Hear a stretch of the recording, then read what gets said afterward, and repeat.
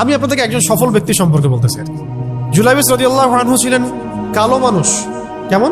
একটু কালো, যে খুব উচ্চ বংশের না, ঠিক আছে, খুব উচ্চ বংশের না, খুব সুদর্শন না, খুব লম্বা না, খাটো টাইপের মানুষ, একটু বেটে টাইপের মানুষ। টাকা পয়সা একদমই নাই, একদমই টাকা পয়সা নাই, বংশমর্যাদা এই সব দিক থেকে তাকে আন্ডার স্টিমেট করা হয় আর কি। এমনকি ফিজিক্যাল স্ট্রাকচারও তারা আমাদের অনেকের মধ্যে সুদর্শন। তার অবস্থা কেমন? নবী সাল্লাল্লাহু আলাইহি ওয়াসাল্লামের সাহাবীরা অন্য হাদিস থেকে বলেছেন যে নবী সাল্লাল্লাহু আলাইহি ওয়াসাল্লাম মসজিদে যেতেন, মদিনায় মসজিদ নববীতে যেতেন, রাস্তার পাশে তিনি পড়ে থাকতেন। ধরেন আমরা মসজিদে হেঁটে আসতেছি, রাস্তার পাশে একজন বসে আছেন, গায়ের জামা কাপড় খুব একটা উন্নত না, ছেঁড়া, তাসবিহ নিয়ে জিকির করতেছেন। আপনি কি খুব ফোকাস করবেন তার দিকে? করবেন না। কিন্তু মানুষ তার দিকে ফোকাস করে না খুব একটা, যাওয়া আসা করে সে পড়ে থাকে। কেউ খাবার দিলে খায়, না দিলে খায় না, এইভাবেই তার দিন যাচ্ছে। কোথাকার ঘটনা এটা? মদিনায়, হিজরতের পরের ঘটনা। সাহাবীর নাম জুলাইবিস রাদিয়াল্লাহু আনহু। খুব উচ্চ বংশের না, অর্থবিত্ত নাই। বারবার বলছি, আমি রিপিট করতেছি কেন? বিকজ এটা আপনাদের সাথে অনেক অনেক মানে সাইকোলজিক্যালি মিলবে বিষয়টা অনেকের সাথে, এবং এটা আমাদের খুব ভালো করে জানাও দরকার আছে। একদিন নবী সাল্লাল্লাহু আলাইহি ওয়াসাল্লাম তাকে বললেন যাওয়ার সময়, হে জুলাইবিস, তুমি কি বিয়ে করবা? প্রশ্নটা কি? খুব মজার আলোচনা না এটা আমাদের কাছে, অনেকের কাছেই। হে জুলাইবিস, তুমি কি বিয়ে করবা না? প্রশ্নটা এরকম ছিল, হে জুলাইবিস, তুমি কি বিয়ে করবা না? উনি তো আকাশ থেকে পড়লেন, ইয়া রাসূলুল্লাহ, আমাকে কে বিয়ে করবে? আমার না আছে চেহারা সুরত, না আছে আমার বংশমর্যাদা, না অর্থবিত্ত, আমি কিভাবে বিয়ে করবো? কে মেয়ে দিবে আমাকে? কে মেয়ে দিবে? তো ওদিন নবী সাল্লাল্লাহু আলাইহি ওয়াসাল্লাম চলে গেলেন, কিছু বললেন না। পরের দিন আবার বললেন, ইয়া জুলাইবিস, আলা তাতাযাওয়াজ, তুমি কি বিয়ে করবা না? একই উত্তর, ইয়া রাসূলুল্লাহ, আপনি গতকালকে এক কথা বললেন, আবার বলতেছেন বিয়ে করবেন, আমাকে কে বিয়ে করবে? তৃতীয় দিন নবী সাল্লাল্লাহু আলাইহি ওয়াসাল্লাম আবার বললেন, আলা তাতাযাওয়াজ ইয়া জুলাইবিস, তুমি কি বিয়ে করবে না হে জুলাইবিস? তিনি এবার বলছেন, আপনি কি আমার সাথে রসিকতা করতেছেন? আমাকে কে বিয়ে করবে? তো নবী সাল্লাল্লাহু আলাইহি ওয়াসাল্লাম বললেন যে অমুক আনসারী সাহাবীর বাসায় যাও। অমুক আনসারী সাহাবীর বাসায়, আনসারী সাহাবী কারা? যারা মুহাজির সাহাবীদেরকে আশ্রয় দিয়েছেন। অমুক আনসারী সাহাবীর বাসায় যাও, সেখানে একজন বিবাহযোগ্য নারী আছে, মেয়ে আছে, তাকে গিয়ে বলো যে আমি রাসূল সাল্লাল্লাহু আলাইহি ওয়াসাল্লামের পক্ষ থেকে আমার বিয়ের প্রস্তাব নিয়ে আসছি। তিনি গেলেন, যাওয়ার পরে বললেন যে আমাকে প্রস্তাব সহ পাঠানো হয়েছে। মেয়ের বাবা আর মায়ের রিয়াকশন ছিল অনেকটা সাধারণত যা হয় তেমন আর কি। তুমি বিয়ের প্রস্তাব নিয়ে আসছো, তুমি কি খাওয়াবা মেয়েকে? কোথায় রাখবা? তোমার তো নিজের কোনো থাকার জায়গা নাই। প্রশ্ন কিন্তু যৌক্তিকই। আমি মেয়ের তো বাবা, আমিও তো এই প্রশ্নই করবো নাকি? প্রশ্ন করবেন না? আপনার মেয়ে থাকলে এভাবে প্রশ্ন করবেন তো আপনি। তো তারাও সেই প্রশ্ন করলেন, এমনকি এক পর্যায়ে রিফিউজ করে দেওয়া হলো, না এটা পসিবল। এই কথাগুলো, কনভারসেশনগুলো ভিতর থেকে শুনছিলেন সেই মেয়ে নিজেই, আনসারী সাহাবী, মদিনার আনসারী মেয়েরা কিন্তু অনেক সুদর্শন তৎকালীন সময় গেছে, উচ্চ বংশের সুদর্শন, খুবই ইলেমওয়ালা হতেন তারা, হিপস ক্ষমতা খুব থাকতো, খুবই জজবাওয়ালা, মানে জিহাদের মাঠে একদম যুদ্ধ করেছেন তারা, একদম নবী সাল্লাল্লাহু আলাইহি ওয়াসাল্লামের আশেপাশে ছিলেন। উহুদের সময় একজন আনসারী সাহাবী ছিলেন, মহিলা সাহাবী, উম্মে আমারা, তীর ছুঁড়েছেন নবী সাল্লাল্লাহু আলাইহি ওয়াসাল্লামের পাশে। তো ওনারা কিন্তু খুবই গায়রতওয়ালা মানুষ। তিনি বলছেন, হে আমার বাবা মা, এই প্রস্তাব কে পাঠিয়েছে? নবী সাল্লাল্লাহু আলাইহি ওয়াসাল্লাম। যে প্রস্তাব রাসূল পাঠিয়েছেন সেটাকে কিভাবে তোমরা ডিনাই করো? আমি জুলাইবিসকে বিয়ে করবো। কে বলছেন এটা? আপনি পুরা সিস্টেম খুঁজে এরকম একটা আনসারী সাহাবীর মতো মেয়ে আমাকে দিতে পারবেন? ইল্লা মাশাআল্লাহ, হইতে পারে ইল্লা মাশাআল্লাহ। তো ওই মেয়ে নারী সাহাবী, তিনি রাজি হলেন। এবার শোনেন, এবার বিয়েও হলো, মাশাআল্লাহ, বাসর হলো, এবং সকালবেলা আওয়াজ হচ্ছে, মদিনার চারপাশে এলান হচ্ছে যে হে মুসলিমরা সবাই বের হও, ইহুদিদের সাথে যুদ্ধে আমাদেরকে খায়বারে যেতে হবে। আমাদেরকে খায়বার আক্রমণ করতে হবে।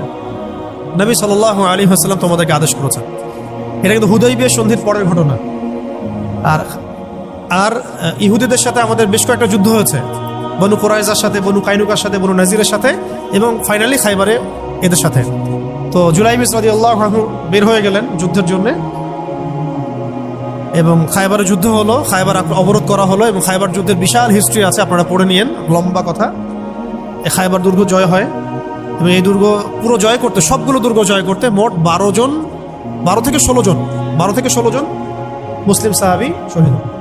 12 থেকে 16 জন বা 18 জনের মতো, এই ফিগার এইটুকুর মতো, 12 থেকে 16 বা 18, এতটুকু এত কম সংখ্যক সাহাবী শহীদ হয়েছেন খায়বার যুদ্ধ জয়ে। আর ইহুদিদের তো বহু ইহুদি মারা গেছে। এবং খায়বার বিজয়ের পরে মুসলিমদের আর্থসামাজিক যে অবস্থান, মানে টাকা পয়সা, ল্যান্ড, গনিমতের মাল প্রচুর বেড়ে গেছে। এখন নবী করিম সাল্লাল্লাহু আলাইহি ওয়াসাল্লাম শহীদদের লাশ তালাশ করছেন, কোথায় কোথায় শহীদরা আছে, তাদের মানে কবরস্থ করার প্রসেসিং হবে। উহুদ যুদ্ধেও তো হয়েছে না, ওই রকমই প্রত্যেকটা যুদ্ধেই তো এটা হতো। লাশগুলো তালাশ করতে করতে করতে করতে করতে একটা কর্নারে গিয়ে তিনি দেখলেন সেখানে জুলাইবিস রাদিয়াল্লাহু আনহুর লাশ পড়ে আছে। কার? জুলাইবিস রাদিয়াল্লাহু আনহুর লাশ পড়ে আছে, যার ব্যাপারে আমি গল্পটা বলছি আর কি। এবং তার গায়ে অসংখ্য তরবারের দাগ, ক্ষতবিক্ষত অবস্থা, এবং তার আশেপাশে মোট 1, 2, 3, 4, 5, 6, 7, 8, 9 জন ইহুদির লাশ পড়ে আছে। ছোট সাহাবী, বলেছি আকৃতিতে ছোট, খুব উঁচু বংশের না, অর্থ সম্পদ কম, দেখতে সুন্দর না। গতকাল বিয়ে করেছেন, কেউ তাকে বিয়ে দিতে যাচ্ছিল না। তার এক পাশে কয়জন ইহুদির লাশ, তার পাশে মোট 9 জন ইহুদির লাশ পড়ে আছে, মাঝখানে তার লাশ ক্ষতবিক্ষত অবস্থায়। এই অংশটুকু আপনারা পড়ে নিয়েন, পড়লে আরো ভালো ফিল করবেন, একা একা পড়লে আরো ভালো ফিল করবেন। নবী সাল্লাল্লাহু আলাইহি ওয়াসাল্লাম নিজে তার কাছে গেলেন। হাদিসের মধ্যে আসছে, সিরাতের কিতাবের মধ্যে আসছে, নবী সাল্লাল্লাহু আলাইহি ওয়াসাল্লাম নিজে তার কাছে গেলেন।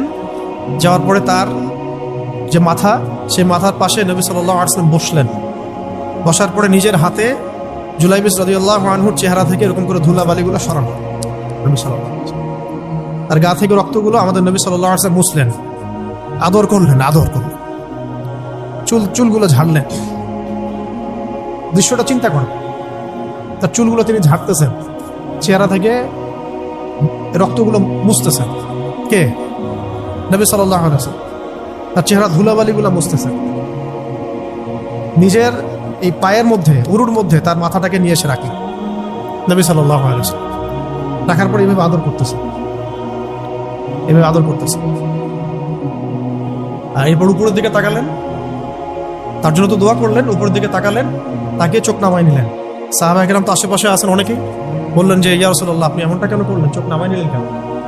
তখন তিনি বললেন যে আমি দেখলাম যে জান্নাতের হুরদের মধ্যে অসংখ্য হুর ছুটে আসতেছে, কে জুলাইবিসকে আগে বরণ করবে তার জন্য।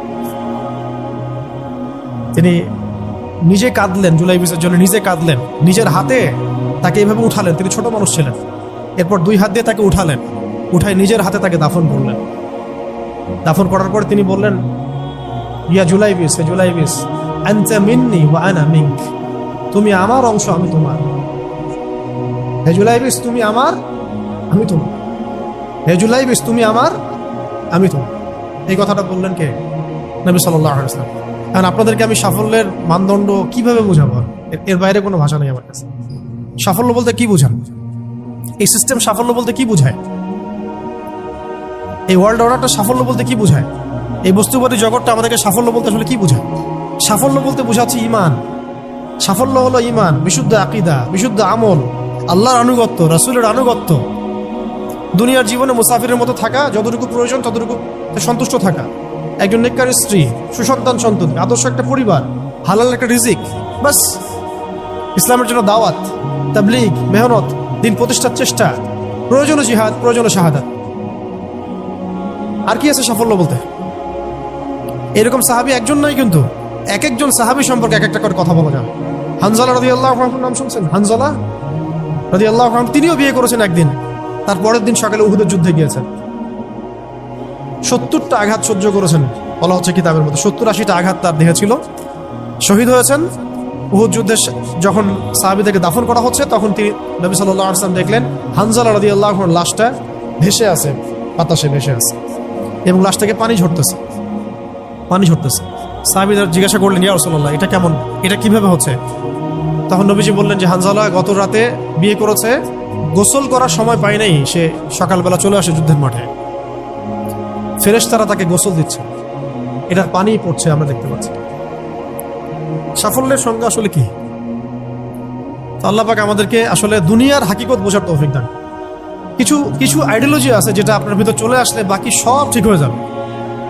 আর এগুলোর যদি ভিতরে ঠিক মতো না বলবৎ হয়, আপনাকে আমি ডালপালার ক্রাইসিস সমাধান, ওয়ার্ল্ড অ্যাফেয়ার্স, ইকোনমি এইসব বুঝে দিনের দিকে হেদায়েত দিতে পারবো না। কিছু বিষয় ভিতর থেকে আসতে হবে, যে আগে আপনাকে হাকিকত বুঝতে হবে, আসলেই দুনিয়া কি, আখেরাত কি, গন্তব্য কোথায়, কোত্থেকে আসছি, কোথায় যাব, কোত্থেকে আসছি, আমরা যাব কোথায়, কোত্থেকে আসছি, যাব কোথায়, মাঝখানের সময় আমার কাজ কি, কে আমার নবী, কি আমার দিন, আমার দিনের মৌলিক বিষয়গুলো কি, দিনের ইলম কি, আমল সালেহ কি, দিন প্রতিষ্ঠার মেহনত কাকে বলে, কি করলে আল্লাহ পাক আমাকে কালকে আমাদের মাঠে নবীদের, শহীদদের, সিদ্দিকদের সাথে হাসর করাবেন। এটা হলো সাফল্যের মূল কথা। এর মানে এই না যে দুনিয়াতে আমরা কিছুই করব না, ব্যবসা করব না, আমরা চাকরি বাকরি করব না, আমরা মানে মুআমালাত মুআশারাত করব না, বিষয়টা তো এমন নয়। কিন্তু কথা হচ্ছে আমাদের মূল উদ্দেশ্যটা কি হবে। স্ত্রী সন্তান তো আমাদেরও আছে, কেন আপনি তাদের ভরণ পোষণ দিবেন, কেন তাদেরকে আপনি বড় করবেন সুন্দর করে? বিকজ তারা আপনার জন্য রিজিকের অংশ, তারা আপনার তাজারিয়া, তাদের উপর আপনার হক আছে, আমার উপর তাদের হক আছে। যার যার হক আমি কেন আদায় করবো? আল্লাহর সন্তুষ্টির জন্য, আল্লাহর সন্তুষ্টি অর্জনের জন্য সব কাজ করা, রাসূলের তরিকায় সব কাজ করা এবং হালাল খেয়ে কাজ করা। এগুলো আমাদের সবাইকে যত দ্রুত সম্ভব এগুলো ঠিক করে ফেলতে হবে।